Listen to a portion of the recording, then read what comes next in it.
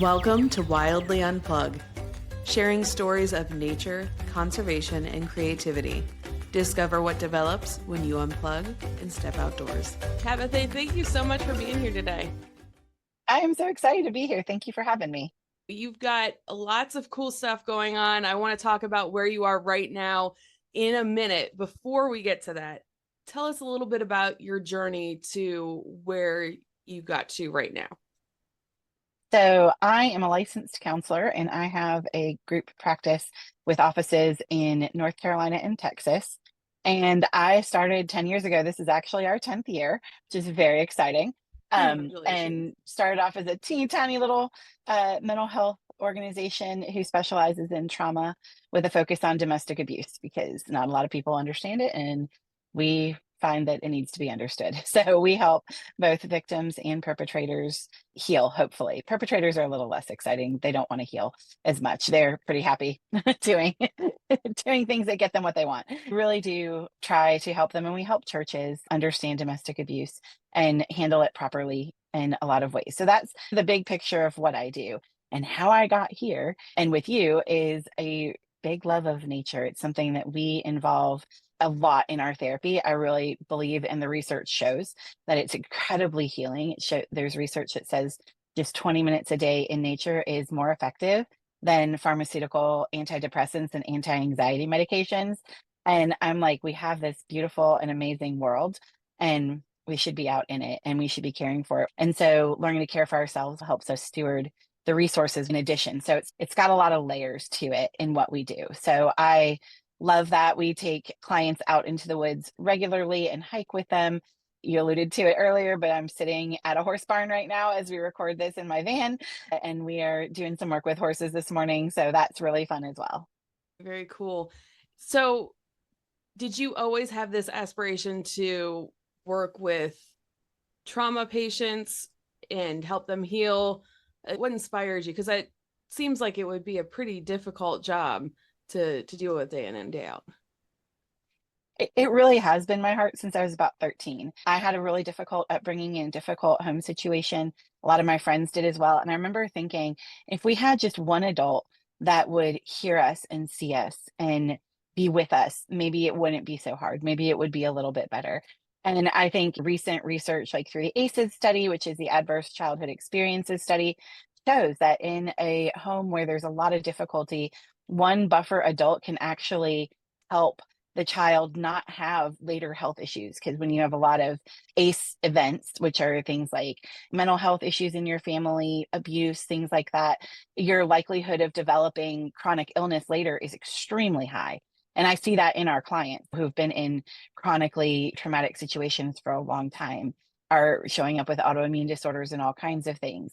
And so I, in my heart, knew if we just had one person, and I was like, I can go be that one person. And so that was what got me here. God, who's merciful to me, was slow to let me do that work. I needed to do some healing myself, which I didn't know at the time. So I ended up in a whole different career in clinical pharmaceutical research for 22 years before transitioning into the therapy space. But I was enamored by the world itself. I was very fortunate to be sent all over the world to work, and I was able to see beauty in everything in every place and be in the woods in multiple countries and all kinds of things. And so I knew when I started my practice, there had to be that element for healing, and we had to include it for our people. And I've seen it just do spades. And so when I was able to finally go get my master's and get licensed and all of that, then it's been a really cool wild ride. Now, personally, I have a question for someone that works in this field because I had to find my son a therapist years ago. We were going through a hard time. And when I was shopping around for someone to talk to, we were on a month wait list. And by that time, it's too late. Like, we need to talk to someone right now. What are Mhm. some steps that we can take to be proactive in that? Because nobody ever really thinks they're going to need to talk to somebody until something happens. Yeah, absolutely. And that's a really normal situation, unfortunately. There's just not enough good care out there, and not all therapists are created equal. Unfortunately, there are some bad apples in the bunch, which is a real bummer. But I think sometimes I encourage people think about it like preventive medicine. So get established with somebody before your hair is on fire, and somebody that you vibe with, because that's really the most important thing that can help you take a look at your life. And so if you're in that place, then you've already got somebody when it all hits the fan. You can just, and a lot of times we think, oh, I have to be going weekly. And you do if there's something going on. But if you're just, hey, I need to touch base once a month, a lot of therapists will do that. But when there's something big going on, call around and talk to lots of therapists and see who can get you in that is a good fit for you. And ask your friends, who do you see? Do you like them? What don't you like about them? What do you think could be better in a session? And asking a therapist, do you have any experience with this stuff? When we find, particularly with abuse, a lot of therapists will be like, oh, I'm trauma informed. And they took one trauma course like at some point in their career. And I'm like, no, that is not trauma informed. What trauma is, but you don't know how to treat it. And that's a very different state of affairs. You need to be really good at it, because otherwise you hurt people, and you don't want to hurt people who are already hurt. That's a terrible idea. I think having someone that you can just have a rhythm with, and also calling around. Don't be afraid to go to like an introductory session with someone and be like, yeah, this isn't a fit. Any good therapist is not going to be offended by that. If you're like, hey, you're not a fit for me, hopefully they will recognize it and say, hey, I don't think I'm the best person for you, but I know somebody who might be. Ask them if they have immediate openings. Say, hey, there's some big stuff going on. We need sooner than later. Could you let us know if you get a cancellation? There's a lot of things that you can ask. And sometimes people just don't know to ask them. And it is unfortunately really hard sometimes to get into a good therapist because they are often very busy. Unfortunately, yeah, the better they are, the busier they're going to be. Yeah. Yeah, Are there some small steps that someone can take that's listening, maybe going out into nature, that help them heal a little bit through some trauma? absolutely. One of my favorite things on earth to do is forest bathing. And this does not mean getting naked in the woods. So I'll just preface it that way, because a lot of people are like, what are you talking about? And it's really, it comes from a Japanese practice that I think is just super great. And it's going out into the woods and using your five senses to be in the present moment, using sight, smell, sound, touch, and taste. Now, please do not go licking tree bark. That's weird. But you could take out, what we've done is take tea out, like a hot tea that you can enjoy in the woods that is like vibey with whatever you're doing. So maybe in the summer, you would take like a beautiful hibiscus chamomile tea out with you that is, and you can, it can be iced if you're in the South because it's hot. Go out and you can enjoy that. And so when we're using sight, we're looking around. What do we see in nature? Can you notice a small critter? Can you notice the leaves? Can you notice the different patterns in tree bark? One of the times I did that, they had just done a controlled burn to support the forest floor, and it was really interesting because you could see the life coming back. So you saw the black earth, but then you saw the shoots of green popping up. And there's so much meaning in that of, yes, sometimes we feel like we are scorched earth, but new growth comes. And so there's a lot to be said in that. And so you can journal about your experience while you're out there. And then what are you able to touch? What does it feel like if you touch a birch tree versus a pine tree? What do you notice about the bark, about the texture? What do you notice about, now be careful which plants you touch. Poison ivy is not a good time for most people. So do actually know what your plants are. So if you're not sure, don't touch it. But what kinds of things can you touch and notice? And again, being mindful of leave no trace, right? We take only memories and we don't take anything else with us when we leave the forest, but just really noticing things. If you're at a beach, what is the texture of the sand where you are? Are there lots of shells in it? Do you see hermit crabs running around? Those kinds of things are things that you can take in. And then smell. What does the air smell like? Is the air moving or is it still? Does it smell different if there's a gust of wind or when it's still? Like, these are things that we don't think about a lot, but you can go out and think about. And then when you do taste, you can bring a snack, you can bring tea, you can bring something that supports that. Now, if you want to make pine needle tea, again, be mindful of your pine needles. I hear that's probably not good for you. Be careful. And but again, I support bringing food into the forest and not making the forest your food unless you know what you're doing. Those are things that you can do, that you can just, how does it feel in your body to drink a chamomile hibiscus tea in the woods or on the beach or wherever you find your nature, on the side of a mountain, in a mountain lake next to a spring? What does that look like for you? What do you notice? And if you notice tension when you came in, And this whole thing can take all of 20 minutes. You don't have to do this forever unless you want to. What do you notice in your body? Have you noticed areas of tension deplete? What are you noticing your mind doing? And if you find yourself going to the challenges of the day or difficult thoughts or any of those things, it's okay. That's what our minds do. Gently and without judgment, just bring yourself back to where you are and start noticing again. And those are little things that are super accessible that people can do that don't cost a ton of money and don't cost a ton of time, but really have big benefits in our body and soul. So glad that you brought up force bathing for one, because not a lot of people talk about it, and it's so great. It's something that people have been doing for centuries, and just because it has a hippy dippy term to it, people are like, no, but it's so many great benefits. And I was teaching a nature journal class with a bunch of kids, and we were doing senses out in the forest. And the one kid got to taste, and he's, oh, what am I going to eat? And I'm like, oh gosh, no, we're not eating anything out here. So bring a snack. That is excellent advice, because I don't want anybody eating anything they shouldn't be when they're out there. No, leave the mushroom foraging to people who have like the knowledge of the mushroom foraging. Yeah, exactly. So what are some long-term goals that you hope to accomplish?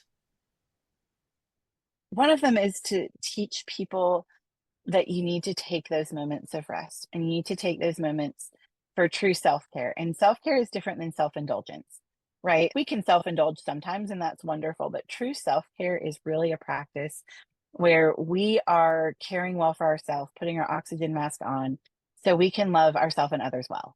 And so my hope is that people will embrace the outdoors. And look, I am a fluffy hiker. For those listening on audio, you won't be able to see me, but I'm a plus size girly. I am team sloth. I will get there when I get there. I will be bright red when I get there, and I will probably be breathing hard. But nature is accessible no matter your size. And I think that is something, especially people who are larger tend to feel like, oh, I'm excluded. And you're really not. You're really not. And I think it brings so many good benefits for not only our body and mind and soul, that like there's so much good that can come of it. And I want people to embrace that. We get so into the daily grind and so into how our kids are doing, our spouse is doing, our friends are doing, and we forget to ask, how am I doing? Until someone's like, dude, you need to go to therapy. And we're like, oh, I guess I'm not okay. Do I mean, you honestly, I'd love to work myself out of a job, to be honest with you. I'd love people to be so amazing they don't need me. That's a great attitude to have about it. I love it. Do you recommend, maybe this is going to sound maybe weird, like scheduling time to check in with yourself? Because you're right. People will forget otherwise. We're so busy these days. Absolutely. I think it's a lot of times, if it's not on your calendar, it isn't getting done. And there's nothing wrong with setting aside time for you. And I think some people, especially people in like stricter religious upbringings, you get a lot of messages about you have to be selfless. And that's not exactly correct. If we, especially with, and I'm just going to use a Bible passage because I think it's one that gets a little trippy for some people, is like the love of self is often vilified, but Jesus says, love your neighbor as yourself, which is meaning you have to love yourself and take care of yourself, because how can you give to someone else if you don't have anything to give? And I think really getting into that place for people and being intentional, right? We don't, ideally, if we're doing relationship well, we are intentional with our people, right? We are spending time with them. We are thinking about their needs and wants and what they love. And we should do that for us.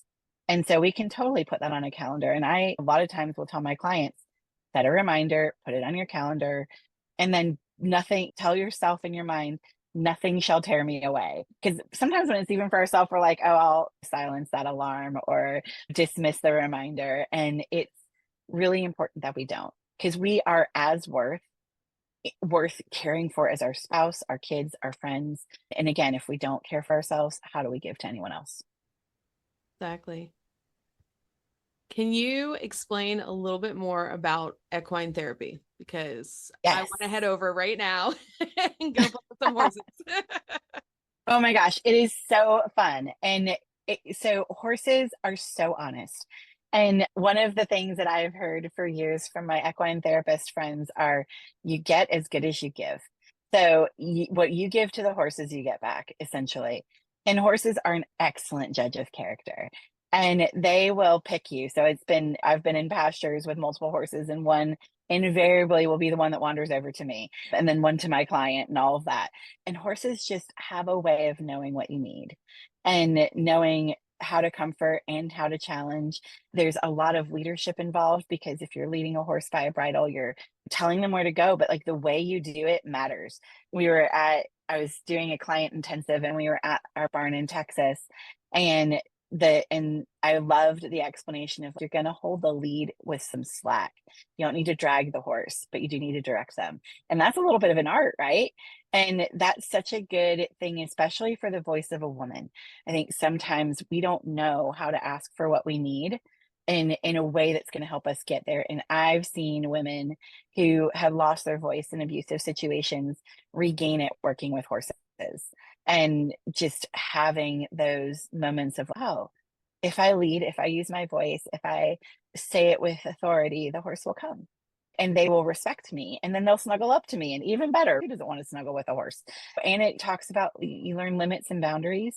When I've taken abusive men out, there's a donkey that we use for them, because it's an obstinate little animal, and that donkey doesn't respect you, like you're getting nothing. And that's a really good way to learn how to relinquish your power if you have been too focused on keeping it, if you will. And that's been a lot of fun. So there's so many things you can do with horses that just open people up. And a lot of times, especially for teenagers, it can be easier to talk to a horse while your therapist is standing around than it is to talk to your therapist. And so we just want to give opportunity for openness wherever we can.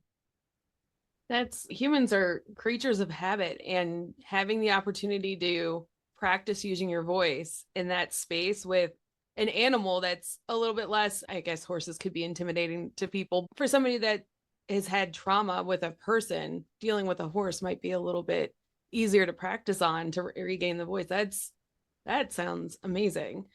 I've also heard, and correct me if I'm wrong in this, because I have a teenage boy. I find if we're walking the dog and he's standing next to me, he's just, the floodgates open and he's talking to me about everything. But if we're like at dinner and we're face to face, how was school? Fine. What'd you do? Stuff. And is it something about being outside and moving around and being side by side that's a little bit different than the face to face? Yes, especially for teenagers, they tend to work better in parallel than face to face. And we do a lot of walk and talk therapy with our clients, where we'll just go for a walk around our building or go for a walk in the woods or whatever. And that seems to work a lot better. I think they're used to adults talking at them, and they're in a place where they're trying to figure themselves out, figure out their life, figure out peer relationships. If you can go back and remember what it was like to be a teenager, most of us are like, that was really hard. There's all these hormones, and then mom and dad have things they want to say to you, or your caregivers have things they want to say to you. And you're like, I don't even know if I believe what you're saying to me, because of course they think they know all the things. But when we get them in parallel and give it that open space, you hear all kinds of stuff. That, and also at 11:30 p.m., because that I think is when every teenager wants to have deep, meaningful conversations, is like when you're really tired. So I would say in nature, in parallel, and also in the middle of the night. Yeah, and I didn't think about, even for adults, walking with the therapist. I've done my fair share of talking to therapists, and being in a sterile room, it's uncomfortable and it doesn't feel like a safe space for me. Maybe it is for the therapist. Being out in nature feels a little bit more at home and comfortable. So that might be something I'm looking into, is finding a therapist for just that goes walking around. Is there, when you're shopping around for a therapist, is that a credential that you guys list? This is my style of therapy, or is that something you just have to ask when you're looking I around? think you have to ask. Some people will advertise it. It's a little less common in more rural areas, like you just don't hear it as much. But I think if you ask a therapist, hey, are you willing to do this?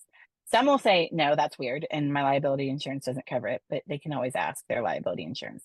We did. Some therapists will be like, yeah, that's amazing. We can totally do that. And I think it's a little bit more of an emerging modality to walk with clients and to be outside with clients.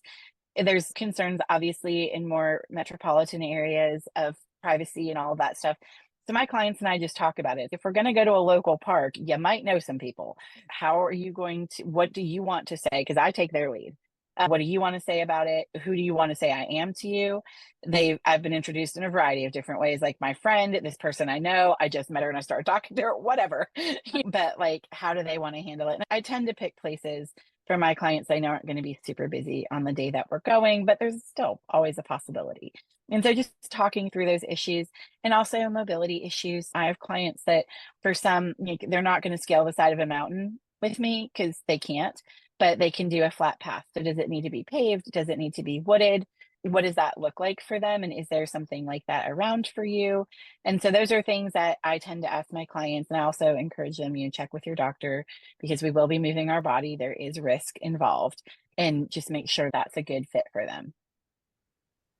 In your experience, why do you think that nature is so healing?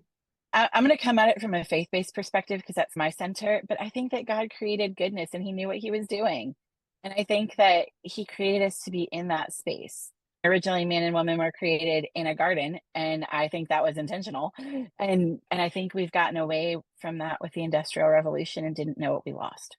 And I think when we get out there, there's just space to breathe. There's not the hustle, there's not the hurry, there's not the pressure. Sometimes there's not a cell signal, which for some people gets a little freaky.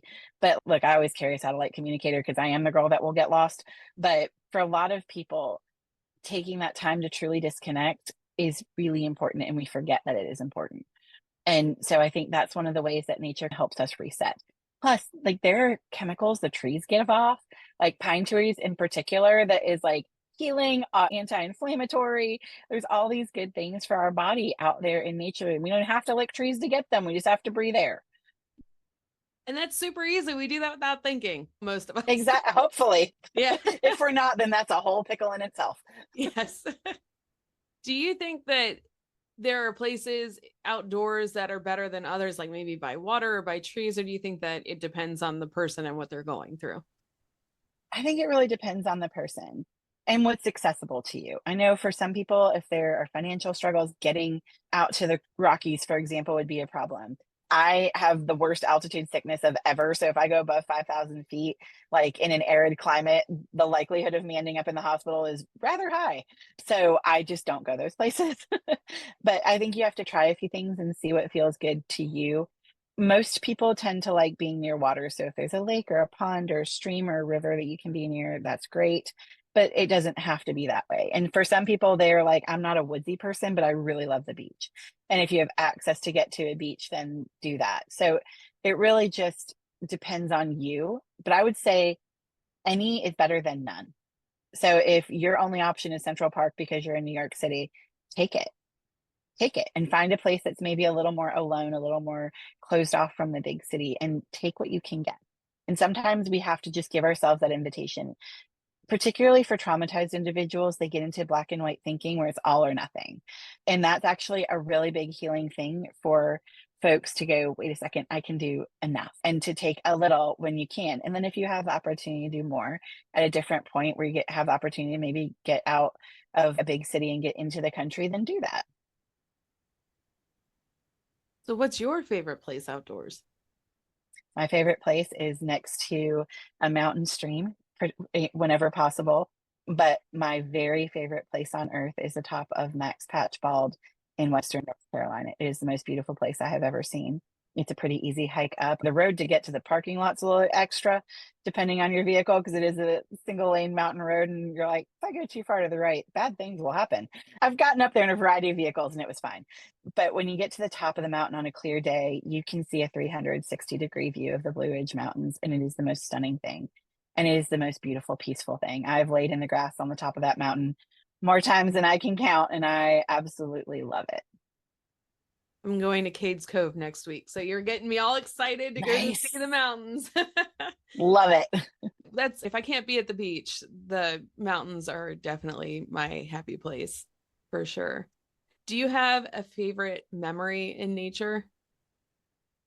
I would say probably also Max Patch. I had been at the point a number of years ago thinking, I'm too fat to be in nature. What is wrong with me? And I connected with a YouTuber who had hiked the Appalachian Trail. She had done the whole thing from Georgia to Maine. And she was like, man, I saw plus size people on the trail all the time. I'm like, what? And so I was like, you know what? I'm going to give it a try. And so one August day, I had heard that Max Patch was beautiful, and I was like, okay, I think I can do it. And I remember getting to the top of that mountain and putting my hand on the white blaze of Appalachian Trail and just crying because I had not believed I could, and I did. And the beautiful thing about the hiking community is they're so dang supportive.